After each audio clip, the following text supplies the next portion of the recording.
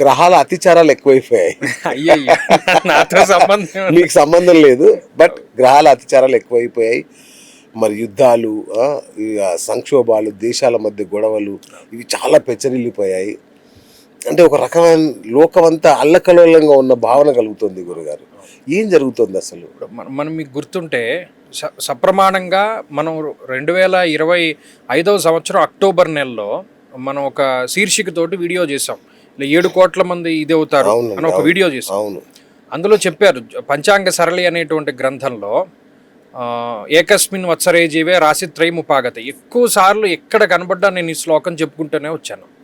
వచ్చే సంవత్సరంలో గురుడు 3 రాశుల్లో సంచరిస్తారు.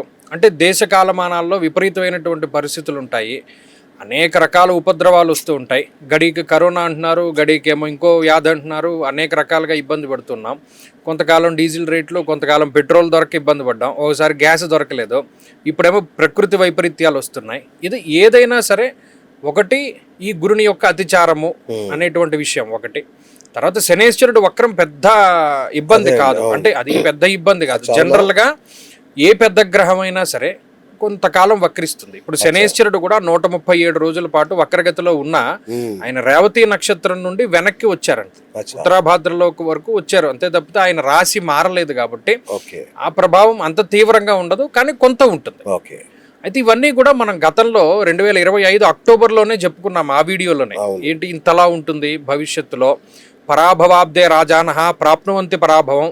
ఎక్కడ ఎన్నికలు జరిగినా పరాభవ నామ సంవత్సరంలో అధికారంలో ఉండేవాళ్ళు పదవులను కోల్పోతారు.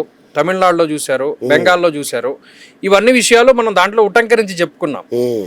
అది జరుగుతూ ఉన్నది, ఎందుకంటే ఇదంతా భాగంగానే జరుగుతూ ఉన్నది తప్పితే ఇందులో ఏమి వైపరీత్యాలంటే ఇవన్నీ అందులో ఉన్నాయి. అందుకని ఇంకోటి ఏంటి అంటే ఇప్పుడు ఏలినో ఎఫెక్ట్లని చెప్పుకుంటూ వచ్చారు. మనం ఆ అక్టోబర్ వీడియోలోనే మీరు వెనక్కి వెళితే వచ్చే సంవత్సరంలో ఎండలు మరింత తీవ్రంగా ఉంటాయి, వర్షాభావ పరిస్థితులు ఉంటాయి. ఈ నీళ్లకి సంబంధించిన పంటలు వేసుకోకండి, నీళ్ల మీద ఆధారం లేకుండా ఉన్న పంటలే పండించుకోండి అని మనం చాలా వరకు చెప్పుకుంటూ వచ్చాం. అందులో భాగంగానే ఇవన్నీ కూడా జరుగుతూ వస్తూ ఉన్నటువంటి పరిస్థితులు. ఇప్పుడు ఈ సంవత్సరం చాలా నెలలు గడిచిపోయినా కూడా అసలు స్తబ్దుగానే ఉంది వాతావరణం. ఎవరికైనా అలాగే ఉంది. అంటే పలానా రంగం వాళ్ళు బాగున్నారని లేదు, అన్ని రంగాలు దెబ్బతిన్నాయి. మీరు చూస్తే సినిమా రంగం వాళ్ళు చాలా వరకు దెబ్బతిని ఉన్నారు, రాజకీయాల్లోనూ పరిస్థితులు అలా ఉన్నాయి, లేదా రిటైల్ రంగాలు, ఐటీ పీపుల్ చాలా ఇబ్బంది పడుతున్నారు. ఇలా ప్రతి రంగంలోనూ ప్రజలు ఇబ్బంది పడుతూనే ఉన్నారు. మోడీ గారు కూడా ఇబ్బంది పడుతున్నారు ఏంటండి? అందరం మనుషులే కదా. అయితే ఇక్కడ ఏమంటే ఈ దేశానికి సంబంధించినటువంటి అరిష్ట యోగాలు పట్టినప్పుడు అది రాజుకు కూడా దాని ప్రభావం ఉంటుంది. కాబట్టి దేశ అరిష్ట యోగాలు పట్టినప్పుడు రాజు కూడా ఇబ్బంది పడతారు. కాబట్టి ఇవన్నీ కూడా అందరి మీద ఎఫెక్ట్ పడుతూనే ఉంటాయి. అయితే గురుగారు, ఇప్పుడు ఈ యొక్క రాహుకేతువులు ఏవైతే ఉన్నాయో, ఏదైనా ఒక కొత్త వ్యవస్థ ఆవిర్భావానికి కానీ ఉన్న వ్యవస్థ పతనానికి కానీ ఈ రాహుకేతువులే కారణం అంటారు. మరి ఈ కాలంలో, ఈ డిజిటల్ యుగంలో కూడా ఈ ఛాయాగ్రహాలు నిజంగానే ఆ స్థాయి పాత్ర పోషిస్తున్నాయా? దానికి ఏమైనా ఉన్నాయా ఆధారాలు?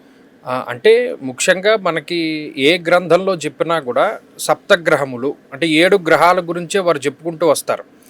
ఛాయాగ్రహములు ఇవి కనబడవు కాబట్టి వాటి గురించి ఎక్కువ ప్రస్తావన చేయలేదు. కానీ ఇప్పుడున్నటువంటి కాలంలో యవనగూఢార్థ రజసభలోపేత వ్యయకారకో రాహువు అని రాహువు కారకత్వాన్ని చెప్పారు. అలాగే ఆలస్య నిద్రనాశక స్వప్న జాగర విపశ్చిత్వ ప్రవాస మోక్షకారకో కేతు అని కేతువు కారకత్వాలు చెప్పారు. ఇక్కడ ప్రధానంగా మిగతా గ్రహాలన్నీ దేవతా గ్రహాలు, రాహుకేతువులు ఒక్కరే రాక్షసులు, వారు తమోగ్రహములు. మీరు అందుకనే విపరీతంగా జాతకంలో ఏదైనా జరగాలి అన్న రాహుకేతువులే, బాగా నష్టపోవాలి అన్నా బాగా లాభం పొందాలి అన్న రాహుకేతువుల యొక్క ప్రభావమే.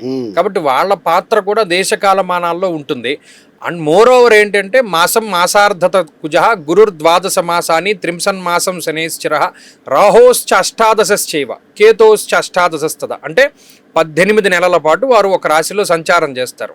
సరిగ్గా ఇదే సంవత్సరంలోనే మీరు గమనిస్తే గురుడు 3 రాశుల్లో సంచరించడము, శనేశ్వరుని యొక్క వక్రగతి కలగడము, డిసెంబర్ 8వ తారీఖున రాహుకేతువుల యొక్క మార్పు. వారు కుంభరాశిని వదిలిపెట్టి మకర రాశిలోకి వారి యొక్క సంచారాన్ని ప్రారంభం చేస్తారు.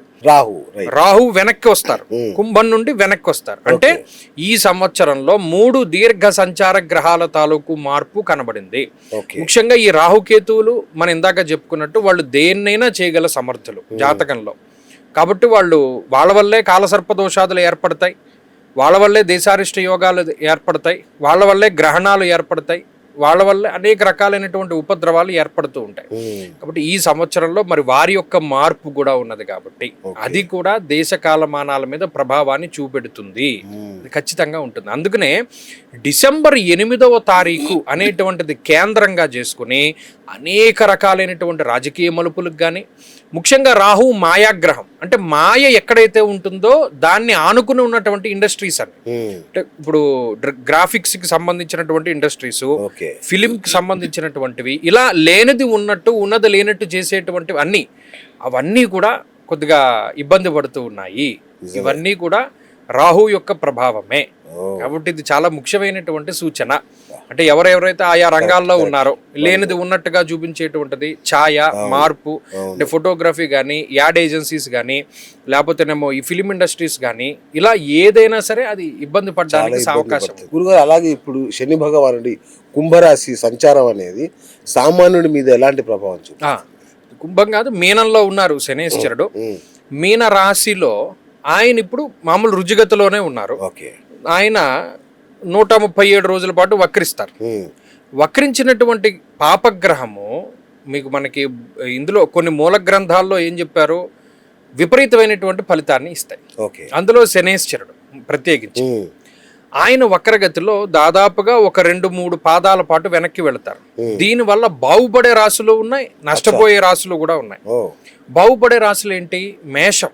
మేషం వారు ఇది కొంత ఈ మార్పు మంచిది. అలాగే కొంతలో కొంత కన్యా రాశి వారికి ఈ మార్పు చాలా మంచిది. మకర రాశి వారికి ఈ మార్పు చాలా మంచిది. ఈ 3 రాశుల వారికి విపరీతమైనటువంటి యోగాన్ని శనేశ్వరుడు ఇస్తారు. దీనికి కొంత తక్కువగా వృషభ రాశి వారి మీద దాని తాలూకు ప్రభావం ఉంటుంది. అంటే వీరి అంత ఎక్కువ కాదు, మధ్యస్థంగా ఉంటుంది. తదుపరి మీనరాశి వారికి కూడా ఈ ప్రభావం కొంత పాజిటివ్గా ఉంటుంది.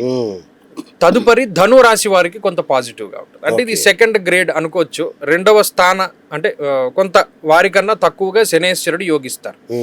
ఇలా ఈ 6 రాశుల వారికి శనేశ్వరుడు యొక్క అనుగ్రహం కొంతవరకు కలుగుతుంది. మిగతా 6 రాశుల వారికి కొంత వ్యతిరేకమైన ఫలితాలు కనబడుతూ ఉంటాయి. ఇది సాధారణంగా 137 రోజుల ఫలితమే కాబట్టి ఏదొచ్చినా 137. ఉదాహరణకి నాకు తెలుసున్న ఒక ఆయన ఉన్నారు, ఆయన శనేశ్వరుడు, ఆయన దశే శనేశ్వరుడు, ఆయన ఈ ఏలినాటి శనిలోనే ఎందులోనో ఉన్నారు. సరిగ్గా శని వక్రం రోజునే ఏదో బ్యాటరీ ఏదో పేలిపోయింది వాళ్ళ ఇంట్లో. అదేమండి ఇంత ఎఫెక్టా అంటే ఒక్కొక్కళ్ళకి చాలా స్పీడ్గా దాని తాలూకు ప్రభావం కనబడుతుంది. అంటే ఏదో నెగిటివ్ అప్పటి వరకు లేదుగా, ఆయన జీవితంలో ఎప్పుడూ లేదు. ఒకేసారి ఏదో బ్యాటరీ బద్దలైపోయిందండి, బ్లాస్ట్ అయిపోయిందండి అని ఫోన్ చేశాడు. ఆయన చేస్తే శని వక్రగతి కదండి, కొంచెం అదేదో ప్రభావం అయి ఉంటుంది అని చెప్పి కొంచెం జాగ్రత్తగా ఉండండి అని ఏదో చెప్పాం. చాలా ఇమీడియట్గా ఫలితాలు వచ్చిన వాళ్ళు ఉన్నారు, కొద్దిగా లేట్గా ఫలితాలను చూస్తూ ఉన్న వాళ్ళు ఏదైనా ఇప్పుడు కనబడుతూ ఉన్నది దాని తాలూకు ప్రభావం. నాకు తెలుసున్న ఆయనే ఏలినాటి శనిలోనే స్థానచలనం కలిగింది, మొత్తం సంసారం అంతా పట్టుకొచ్చి వేరే ఊరికి వచ్చాడు. విత్ ఇన్ షార్ట్ స్పాన్లోనే 3-4 నెలల్లోనే మళ్ళీ ట్రాన్స్ఫర్ అయిపోయి మళ్ళీ వేరే ఊరికి వెళ్ళిపోతున్నాడు శని వక్రంలోనే. అంటే అంత ప్రభావాన్ని కూడా గ్రహాలు చూపెడతాయి.